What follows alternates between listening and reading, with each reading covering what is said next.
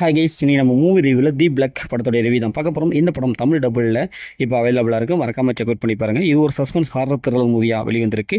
இப்போ இந்த படத்துடைய கதையை பார்த்துடலாம். படத்துடைய ஹீரோ ஒரு சம்பவத்தை பண்ணிவிட்டு ஒரு கொலையை பண்ணிவிட்டு ஜெயிலுக்கு போகிறாரு. அதுக்கப்புறம் 10 வருஷம் கழிச்சு திரும்பி வராரு. திரும்பி வந்து பார்க்கும்போது அவருடைய பையன் கோமாவில் இருக்கிறான். ஒரு பெரிய சம்பவம் நடந்திருக்கு. அதனால் கோமாவிலேருந்து மறுபடியும் வந்து அவன் கோமாவில் வந்து முழிச்சுக்கிறான். முழிச்சதுக்கப்புறம் பெரியவங்க எல்லாத்தையும் கொலை செஞ்சிட்ருக்கான். இதேமாதிரி சிட்டிக்குள்ளார நிறைய பேர் இதேமாதிரி பசங்க எல்லாமே அந்த பெரியவங்களை எல்லாம் கொலை செஞ்சிட்ருக்காங்க. இப்போ இந்த விஷயம் நம்ம ஹீரோவுக்கு தெரிய வருது. உடனே இது எப்படியா தடுத்தான்னு சொல்லிட்டு அவங்களோட டீமோட களத்தில் இறங்குறாங்க. இப்போ இறுதியில் ஹீரோ நினச்சபடி அவங்கள தடுத்தாங்களா இல்லையா, எதற்காக இவங்க ஹோமாவுக்கு போனாங்க, இவங்களெல்லாம் கண்ட்ரோல் பண்ணுறது யார், இறுதியில் என்ன ஆச்சு அப்படிங்கிறது தான் இந்த படத்துடைய கதை. இந்த படத்துடைய பாசிட்டிவ் பார்த்தாவே இதில் நடிச்சு எல்லாமே சூப்பராக பர்ஃபார்ம் பண்ணியிருக்காங்க.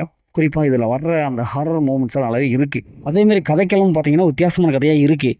ஏன்னா பசங்க எல்லாம் திடீர்னு ஹோமாவுக்கு போய் அதுக்கப்புறம் 10 வருஷம் கழிச்சு எல்லாத்தையும் கொலை செய்கிறாங்கன்னா எப்பா வேறு லெவலுப்பா அப்படிங்கிற மாதிரி இருக்குது.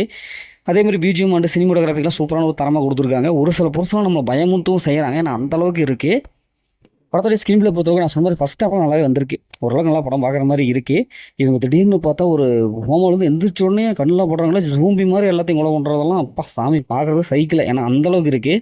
படத்துடைய மைனஸும் பார்த்தா செகண்ட் ஹாஃப் தாங்க. ஏன்னா செகண்ட் ஹாஃப் வந்து நார்மலாக படம் மாதிரி போயிடுது. ஒரு இன்ட்ரெஸ்டே இல்லாமல் போயிடுது.